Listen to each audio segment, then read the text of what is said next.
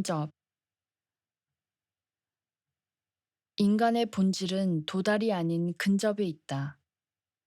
우리는 길 위에 있고 우리 여행은 도착 임박의 연속이다. 우리는 거의 늘 근접한 상태다. 행복에, 다른 사람에게, 이별에, 눈물에, 신에게, 신뢰를 잃는 것에, 업무를 완료하는 것에, 비밀을 말해버리는 것에, 성공에, 모조리 때려치우는 것에. 인간의 본질은 도달이 아닌 근접에 있다. 우리는 길 위에 있고 우리 여행은 도착 임박의 연속이다. 우리는 얼마나 가까워졌는지 알기 위해 남은 거리를 무의식적으로 측정하며 산다.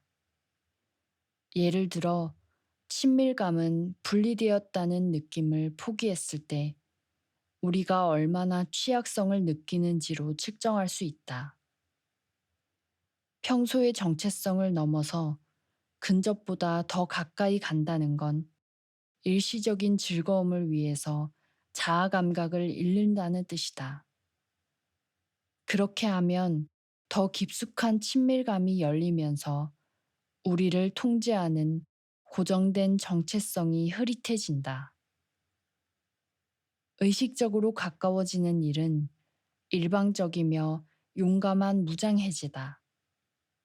그것은 내 무기와 내 사랑을 운명에 맡기는 것, 애정을 위험에 빠뜨릴 위험을 감수하는 것, 가까워질 때 생기는 취약성이 가져올 필연적 상실을 무릅쓰겠다고 무의식적으로 선언하는 것이다. 인간은 성취나 도착이 아니라 여행하려는 길에 가까워졌을 때 발딛고 선 대지와 가고자 하는 지평 사이의 대화 방식에 가까워졌을 때 자아의 핵심을 발견한다. 결국 우리는 언제나 궁극적 비밀에 근접해 있다. 목적지보다는 길을 찾고 싶다는 단순한 희망이 우리를 한층 더 진짜로 만든다는 비밀. 이를 이해하는 것과 이해하지 못하는 것 사이의 한 걸음은 행복에 도달하는 거리만큼 가깝다는 비밀의 말이다. 고백. 고백은 내내 혼자 간직하던 진실, 숨죽여 비밀로 묻어두었던 것을 꺼내어 인정하는 일일 뿐 아니라 같은 죄를 또다시 저지르지 못하게 만들 더 큰 힘에 자신을 의탁하는 것이기도 하다. 고백은 자기 보호를 벗어버리는 것이자 진실을 말하는 것이다. 모욕으로 여겨지던 고백은 갑자기 굳건한 대지로 들어가는 입구, 심지어는 집으로 가는 첫걸음이 된다. 고백은 죄나 실수를 인정하는 것뿐 아니라 처벌의 위협, 외면당할 공포를 넘어서 더 큰 충성과 깊은 헌신을 털어놓게 함으로써 자신을 자유롭게 해준다. 고백은 더 용감한 길을 걸어갈 준비가 되었다는 선언이다. 전에 지키고자 했던 정체성은 어느새 사라져 더 이상 상관조차 없어 보인다. 그것은 그저 여러 해 동안 우리를 분주하게 만들면서 진짜 문제를 해결하지 못하게 만든 방해물이자 환상에 불과하다. 거짓으로부터의 자유가 목표는 될 수 있지만 어떤 고백에든 결과가 따른다. 고백의 결과를 두려워하는 데에는 충분한 근거가 있다. 비밀이 보호해온 정체성은 고백 이후 살아남기 어렵기 때문이다. 우리는 외로이 새 삶을 시작해야 한다. 우리 때문에 피해를 입거나 고백의 필요성을 이해하지 못하는 사람들에게 배척받을 수도 있다. 고백은 지금까지 함께였던 익숙한 이들과 헤어져 홀로 길을 떠나게끔 한다. 임종 직전에는 고백이 쉽게 이루어지곤 한다. 임박한 소멸 앞에서 비밀이 보호해온 낡은 정체성을 유지하는 것은 의미 없고 우스꽝스럽기 때문이다. 오랫동안 지키려 애써왔던 존재가 갑자기 자신이 아니게 된다. 소멸이 다가온 순간 우리는 이름과 정체성을 유지하기 위해 쏟은 그 큰 노력과 의지가 그저 일시적이고 덧없는 욕심이었음을 이해한다. 비밀을 떠나보내면서 우리는 새로운 신실함, 도착지에 도달한 강물의 흐름에 몸을 맡겨야 한다. 이는 일시적이지 않다. 고백은 더 심도 있게 단련해야 하는 다른 삶을 만들어내기 때문이다. 설사 임종 직전에 배우기 시작한 것이라 해도 말이다. 그러므로 고백은 수동적인 것도 과거의 잘못과 대면하는 단순한 능력도 아니다. 진짜 의미를 찾으려면 적극적인 움직임이 필요하다. 초기 그리스도교 전통에서 고백은 자기 신앙을 증거하는 것이었다. 신앙을 증거하는 이들은 많은 경우 적대자들 앞에서 자신이 진실이라 믿는 바를 큰 소리로 밝혀야 했다. 이처럼 고백은 취약하고 위험이 눈에 보이는 상황에 들어가는 것이다. 그리고 때로는 우리의 투쟁을 온전히 이해하지 못하는 사람들의 처분에 자신을 맡기는 것이다.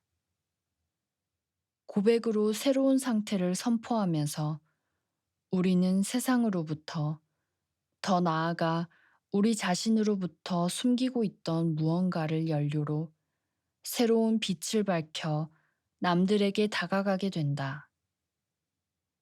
비밀을 유지하는 것은 처벌을 회피하는 것일 뿐 아니라 용감한 다음 걸음 내딛기를 거부하는 것이다. 처벌과 고백을 혼동하지 않으려면 일단 스스로에게 고백하고 자신의 가슴과 마음이라는 사적 공간에 단단하게 걸음을 내디뎌야 한다. 그 다음에 이를 최선의 언어로 바꾸어 세상에 내보이면 된다. 우리는 이를 통해 이전에 타협하지 못했던 두 세상을 잇고자 시도하는 것이다. 공격하는 측을 공격받는 측과 내면을 외면과 통합하는 것이다. 고백은 내내 혼자 간직하던 진실, 숨죽여 비밀로 묻어두었던 것을 꺼내어 인정하는 일일 뿐 아니라 같은 죄를 또다시 저지르지 못하게 만들 더 큰 힘에 자신을 의탁하는 것이기도 하다. 용기. 용기는 우리가 만들어진 방식 가까이 머무는 것이다. 용기라고 하면 드러내어 생각하는 것, 불길을 향해 달려드는 것, 극한 상황에서도 할 일을 해내는 것, 다른 무엇보다도 공개적으로 어떤 행동을 보이는 것이라고 생각하기 쉽다. 그리하여 찬사를 받고 메달이나 상으로 보상받는 일이라고 말이다. 하지만 용기의 어원을 보면 방향이 내면을 향하고 있다. 고대 노르만 불어로 심장을 뜻하는 커에서 나온 말이 커리지이기 때문이다. 용기는 삶, 다른 사람, 공동체, 일, 그리고 미래에 온 마음을 다하는 것이다. 용기를 낸다고 해서 반드시 어디에 가거나 무언가를 해야 한다는 뜻은 아니다. 다만 이미 마음 깊이 느끼고 있는 것을 의식하고 그 결과 생겨나는 끝없는 취약성을 감수하면 된다. 용기는 우리 감정을 우리 몸과 세계 깊숙이 자리 잡게 하는 것, 인간관계가 요구하는 바를 제대로 해내며 사는 것, 동시에 우리가 이미 마음을 쓰고 있던 사람, 미래, 사회의 가능성, 우리에게 늘 도움을 요청해온 미지의 무언가까지 챙기는 것이다. 용기는 우리가 만들어진 방식 가까이 머무는 것이다. 프랑스 철학자 까미는 눈물 날 때까지 산다고 되뇌곤 했다. 이는 감상적이 되라는 것이 아니라 소속됨이라는 깊은 특혜를 받아들이라는 것이며 우리를 만들기도 하고 근본적인 수준에서 우리 마음을 부수기도 하는 소속됨의 영향을 받아들이라는 것이다. 사랑과 애정, 그리고 이것을 상실할 가능성이라는 현실과 그 특권에 놀라는 것처럼 자신의 느낌에 감동하는 것은 인간의 근본적 특징이다. 용기는 매일 생존이라는 시험을 거치는 사랑과도 비슷한 모습이다. 내면에서는 용기가 혼란으로 느껴지기도 한다. 우리는 자신이 무엇을 정말로 아끼는지에 대해서, 그리고 그렇게 아끼는 마음에 맞춰 어떻게 외부의 삶을 조절해 나가야 하는지에 대해서 무척이나 천천히 알아간다. 성숙해가는 과정에서 오로지 단단한 취약성만이 유일한 지향점이고 유일한 현실적 가능성이며 가장 확실하고 안전하게 발 디딜 곳이라는 점이 드러나는 것이다. 우리가 누구를, 무엇을, 어떻게 사랑할지, 어떻게 그 사랑을 깊게 할지를 이처럼 내면으로 알게 된다. 이를 그저 겉으로, 그저 뒤돌아 바라본 것이 바로 용기다. 위기.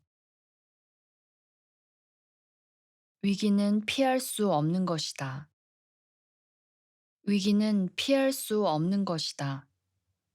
암묵적 평행선이라도 그어진 듯 밀려오는 파도나 지하의 자기장을 따라 존재의 원초적 핵심과 결국은 만나고야 만다.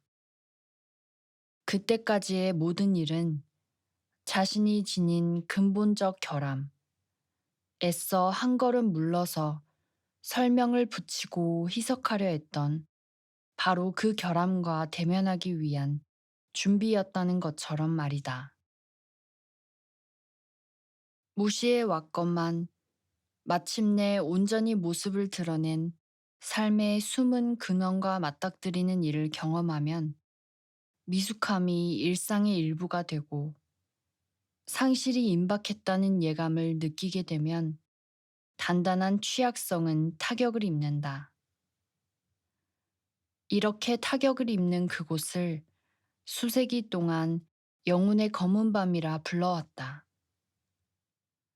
하지만 이 검은 밤은 두 폭풍의 부딪힘이라 하는 것이 더 정확한 표현일지 모른다. 내면으로부터 인간을 압도하는 힘과 외면으로부터 인간을 압도하는 힘 사이에 폭풍이 부는 것이다. 성숙해가는 인간을 내면에서 압도하는 흐름은 자신도 어쩔 수 없는 결함과 약점, 자기 기만으로부터 그리고 거짓 이름과 이야기를 꾸며내어 세상에서 자리를 찾으려는 시도로부터 나온다. 어떻게 해서든 자기 주변의 이야기를 통제하려는 것이다. 그러나 외면에서 오는 흐름은 그 자아를 포기하고 강력한 힘에 몸을 맡긴 채 새로이 자신을 깨닫고 정립하라고 요구한다.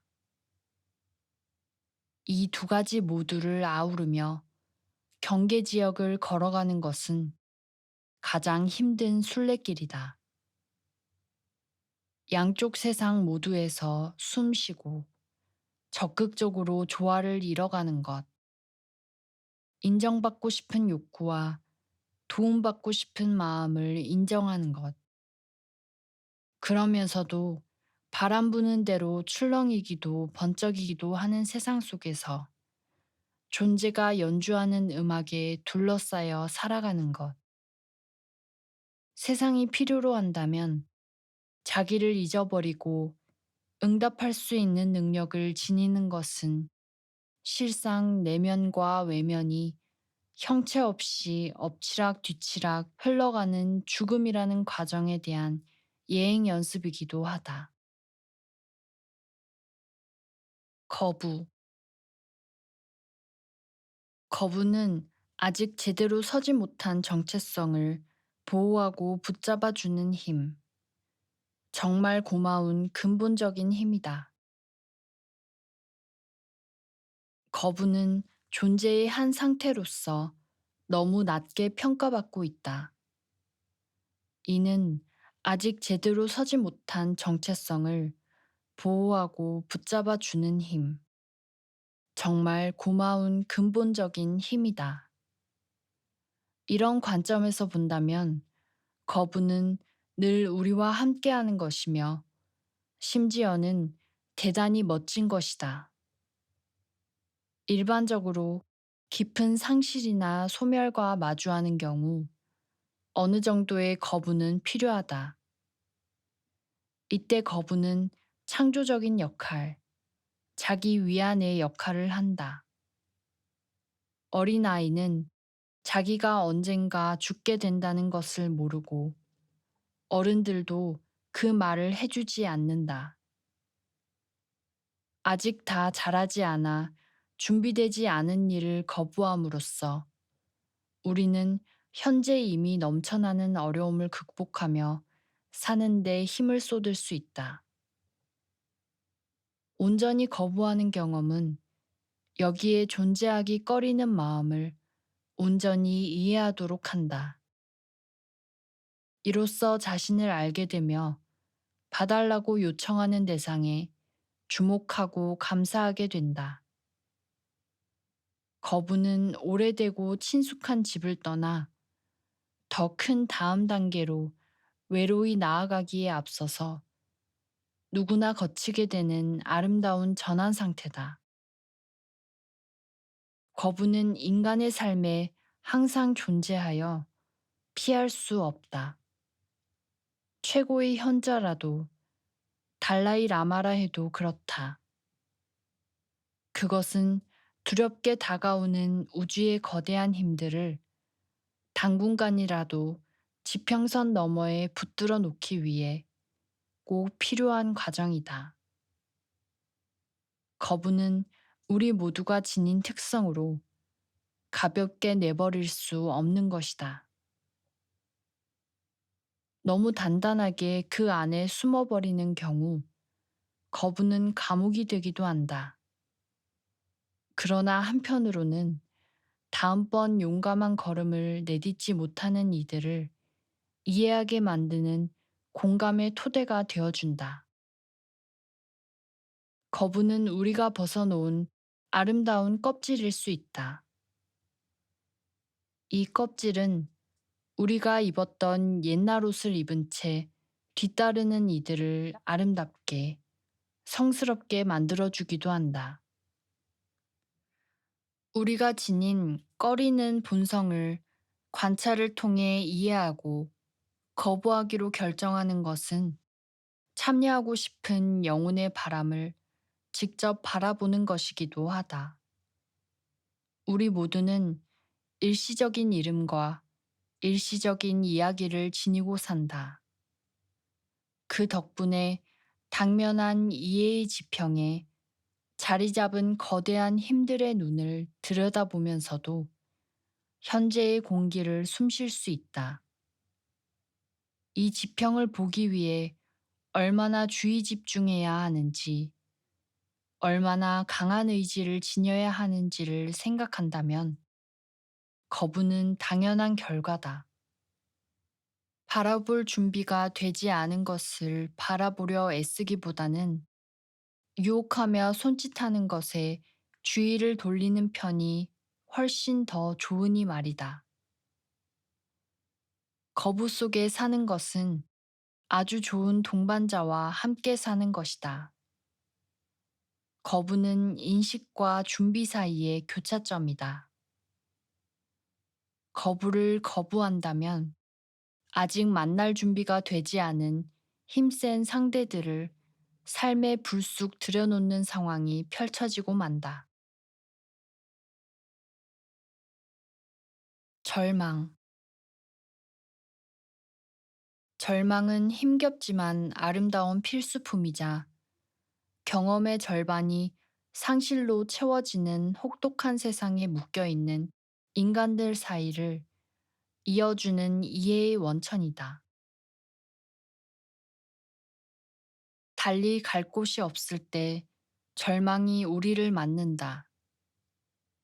더 이상 가슴이 찢어질 수 없을 때, 사랑하던 세상이나 사람이 사라졌을 때, 사랑받을 수 없다거나 사랑받을 자격이 없다고 느낄 때, 신이 우리를 실망시킬 때, 사라지지 않을 것 같은 극심한 고통이 육체를 짓누를 때, 절망은 일시적으로나마 묘한 아름다움과 자기 공감을 안겨주는 피난처다. 상처에서 벗어나고 싶을 때 우리가 향하는 곳이며 최후의 보호장치다. 절망 속으로 숨어버리는 것은 일시적이지만 꼭 필요한 착각, 똑같은 일을 두 번 다시 당하고 싶지 않다는 착각을 찾아가는 것이다. 절망은 주기적으로 필요한 보수 기간이자 일시적 병가 기간이다. 그때까지의 세상 참여 방식에서 휴식해야 할 때 찾아오는 생리적이며 심리적인 겨울이다. 절망은 지평의 상실이다. 그것은 더 이상은 똑같은 모습이기 싫을 때 가는 곳이다. 어떤 소망이 더 이상 실현될 수 없을 때 우리는 희망을 포기하고 절망을 선택한다. 그때 절망은 아직 새로운 희망을 찾지 못한 상태에서 견디고 치유하는 시간이 된다. 놀랍게도 절망은 희망의 최후 보루다. 절망은 전과 똑같은 모습이 아니라면 다시는 똑같이 상처 입지 않을 수 있다는 희망이다. 절망은 여전히 육체 안에 살면서도 그 육체를 벗어나 버리는, 그리하여 더 이상 육체를 느끼지 않게 되는 달콤한 착각 상태다. 절망은 우리가 더 이상 이 세상에서 집을 만들고 싶지 않을 때 가는 곳이다. 거기서 우리는 어쩌면 애초에 그 집을 만들 필요가 없었을지 모른다는 냉혹하고도 아름다운 만족감을 느끼게 된다. 기이하지만 절망은 일종의 성취감을 준다. 절망이 지속되려면 또 다른 절망이 필요하다는 점은 더욱 기이하다. 일정한 기간보다 더 오래 절망이 머물면 그 얼어붙은 좌절 주변에서 우리 정체성이 형성되기 시작하고 절망은 우울과 집착으로 변모해버린다. 하지만 절망이 정해진 기간보다 오래 머무는 일은 자신을 신체적 느낌에서 분리시킴으로써, 실망한 마음에 자신을 가둠으로써, 계절이 멈추어 두 번 다시 돌아오지 않으리라 확신함으로써, 그리고 가장 중요하게는 우리 신체가 스스로 깊이 온전히 호흡하지 못하게 함으로써 만들어지는 인위적 거리를 통해서만 가능하다. 절망은 시간과 시간의 리듬에 대한 우리 감각이 얼어붙었을 때에만 지속된다. 시간에 갇혔다고 느끼지 않는다면, 계절이 다시 바뀌게끔 해준다면 절망은 사라질 것이다. 절망이 계속 지속되려면 듣고 만지고 냄새 맡는 우리 신체를 멈춰버리고 추상화해야 한다. 우리를 둘러싼 세상의 봄을 멀찍이 두어야 한다. 절망에는 일정한 보살핌과 독려, 외톨이 상태가 필요하다. 반면 우리 몸이 알아서 호흡하도록 한다면 우리 귀는 아침에 처음 들리는 새들의 지저김, 나무를 스치는 바람에 흔들리는 잎사귀들의 사각거림을 듣게 된다. 그 바람은 제 아무리 짙은 먹구름도 멀리 흩어버리고 영원히 멈춘 듯 했던 계절도 흘러가도록 할 것이다. 심장이 박동을 이어가면서 우리는 세상이 정지하지도 사라지지도 않았음을 깨닫게 된다. 절망을 해독시키는 약은 행복한 상상을 하며 스스로를 일으켜 세우려는 무모한 시도가 아니다. 그것은 자신을 사로잡는 생각과 이야기에서 벗어나 우리의 몸과 호흡에 깊고도 용감하게 집중하는 것이다. 절망 자체와 자신이 절망에 어떻게 사로잡혀 있는지에 주의를 기울이면서도 말이다. 그러다 보면 절망이 애초부터 우리 자신의 것이 아니었음을 깨닫게 된다. 우리 신체 속의 절망을 온전히 바라보고 경험하면 그것이 일시적으로 필요한 과정이었음을 알게 된다. 이는 억지로 붙잡거나 밀어내지 않고 절망이 나름의 속도로 흘러가게끔 해줄 첫걸음이다. 절망을 온전히 받아들이고 세상에 존재하기 싫은 마음의 바닥까지 내려감으로써 우리는 절망에서 벗어나는 첫 단계를 밟는다. 그것은 우리 몸과 우리 세상이 다시 호흡하게 하는 것이다. 이 호흡 속에서 절망은 애초부터 정해진 대로 다른 것, 다른 계절로 변화할 수밖에 없다. 절망은 힘겹지만 아름다운 필수품이자 경험의 절반이 상실로 채워지는 혹독한 세상에 묶여있는 인간들 사이를 이어주는 이해의 원천이다. 그렇지만 우리를 가둬버리는 감옥이 아닌 우리 몸을 통과해 지나가는 한 계절일 뿐이다. 계절은 아무리 굼벵이 같은 속도라 해도 나름의 인내와 힘, 의지를 보이며 흘러가게 되는 법이다. 절망 자체에 대해 절망하기를 거부함으로써 우리는 절망이 나름의 삶을 살도록 할 수 있다. 그리고 인간적 공감, 다른 사람의 가슴 찢어지는 슬픔을 보고 이해하며 어루만지게 하는 그 능력의 토대에 첫 발을 내딛게 된다.